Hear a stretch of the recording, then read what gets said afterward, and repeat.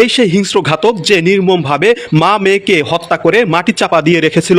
মনে করেছিল জানবে না কেউ, কিন্তু মহান সৃষ্টিকর্তার অলৌকিক ইশারায় একটি পশু কুকুর টেনে বের করে এনেছিল খুন হওয়া নারীর একটি পা, আর যা থেকে বেরিয়ে এসেছে চাঞ্চল্যকর তথ্য। তবে নিহত নারীর 4 বছরের শিশুটির কি এমন অপরাধ ছিল? কেন তাকে হত্যা করতে বুক কাঁপল না পাষণ্ড এই মানুষ নামের হিংস্র পশুর? সেই প্রশ্নই যেন বৃদ্ধ নানার, যার আদুরে নাতি ছিল শিশু সামিয়া। আমার যে নাতিটা আমি কষ্ট করে পালছি, আমি সহ্য করে পারতেছি না। শুধু বাচ্চাটা কি অন্যায় করছে, বাচ্চাটা আমার মেন অন্যায় করছে, বাচ্চাটা তোর অন্যায় করে দেয়। দর্শক, এই নির্মম হত্যাকাণ্ডের ঘটনায় ঘাতককে গ্রেপ্তারের পর রহস্য উদ্ঘাটনের দাবি করে সংবাদ সম্মেলন করেছে ফরিদপুর জেলা পুলিশ। তুলে ধরা হয়েছে হত্যাকাণ্ডের নেপথ্যে তথ্য ও যেভাবে ফাঁদে ফেলে মা ও শিশু সন্তানকে নির্মমভাবে হত্যা করেছিল এই ঘাতক। দর্শক, পুরো ঘটনা নিয়ে থাকছে বিস্তারিত। গত 14 মে বিকালে নিখোঁজের 11 দিন পর ফরিদপুর সদর উপজেলার চরমাধবদিয়া ইউনিয়নের কালীতলা এলাকার একটি পুকুর পাড় থেকে মাটি চাপা অবস্থায় জাহানারা বেগম ও তার 4 বছরের শিশুকন্যা সামিয়ার মরদেহ উদ্ধার করে পুলিশ। নিহত নারী রাজবাড়ী জেলার গোয়ালন্দ উপজেলার উজানচর ইউনিয়নের কর্ণসোনা গ্রামের আমজাদ শেখের স্ত্রী ও মানিকগঞ্জের শিবালয় উপজেলার পেউতা গ্রামের লালন মোল্লার মেয়ে। এ ঘটনায় পরের দিন ফরিদপুর কোতোয়ালি থানায় অজ্ঞাতনামাদের নামে হত্যা মামলা দায়ের করেন নিহত নারীর বাবা। পরে গতকাল শনিবার দুপুরে 16 মে গোয়ালন্দের বকাট্টিল এলাকা থেকে সন্দেহজনক হিসেবে উজ্জ্বল খানকে গ্রেপ্তার করে পুলিশ, এবং পরে সে হত্যাকাণ্ডের কথা স্বীকার করেছেন বলে সংবাদ সম্মেলনে অতিরিক্ত পুলিশ সুপার ফাতেমা ইসলাম জানিয়েছেন। হত্যাকাণ্ডের রহস্য উদ্ঘাটনের দাবি করে পুলিশের এই কর্মকর্তা জানান, জাহানারা বেগম ও হত্যাকারী উজ্জ্বল রাজধানীর আমিনবাজারে একটি ইটভাটায় শ্রমিক হিসেবে কাজ করত। সেই সময় তাদের মধ্যে পরকীয়া প্রেমের সম্পর্ক গড়ে উঠেছিল।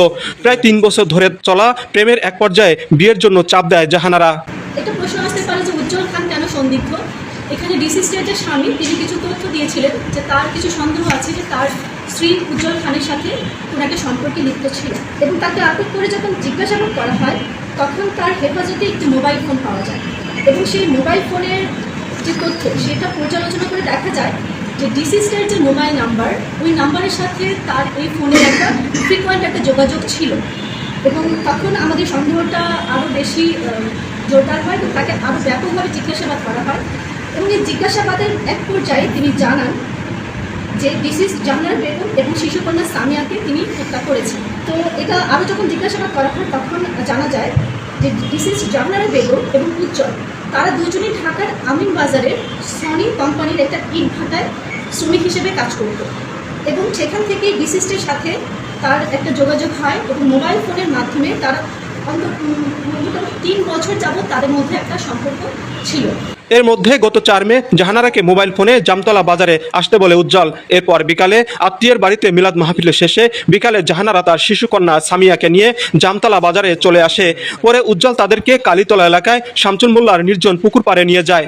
সেখানে প্রেম ও বিয়ে সংক্রান্ত বিষয়ে দুজনের মধ্যে বাকবিতণ্ডা হয়। রাত 11:30টার দিকে উজ্জ্বল উত্তেজিত হয়ে জাহানারার বুকে সজোরে ঘুষি মারলে অজ্ঞান হয়ে মাটিতে লুটিয়ে পড়ে জাহানারা। পরে গলা চেপে ধরে শ্বাসরোধ করে মৃত্যু নিশ্চিত করে এই ঘাতক। বিবাহ প্রেম এসব নিয়ে দীর্ঘ সময় একটা আলোচনা চলে, এবং তখন ডিসিস্টেন্টের মেয়ে সে ডিসিস্টেন্ট করে ঘুমিয়ে পড়ে। এক পর্যায়ে ডিসিস জাহানারা বেগম আটককৃত উজ্জ্বল খানকে বিয়ে করে তার বাড়িতে নিয়ে যাওয়ার জন্য একটা চাপ প্রয়োগ করে। এই চাপ প্রয়োগ করার পরে রাত আনুমানিক 11:30 উজ্জ্বল খান ডিসিস জাহানারা বেগমের মৃত্যু নিশ্চিত করার জন্য 2 হাত দিয়ে গলা চেপে ধরে তার মৃত্যুটা নিশ্চিত করে। আর তখনই মাকে নির্মমভাবে চোখের সামনে হত্যা করা দেখে কান্না শুরু করে শিশু সামিয়া। আর এই কান্না দেখে উত্তেজিত হয়ে শিশু সামিয়ার গলা চেপে ধরে শ্বাসরোধ করে হত্যা করে এই ঘাতক। পরে ঘটনাস্থলের পাশের উজ্জ্বলের বাড়ি থেকে কোদাল এনে পুকুর পাড়ে মাটি খুঁড়ে মা ও মেয়ের মরদেহ পুঁতে কলা গাছ দিয়ে ঢেকে রাখে। গভীর রাত পর্যন্ত উজ্জ্বল একাই এমন নির্মম কাজ করেছে বলে পুলিশের এই কর্মকর্তা জানিয়েছেন।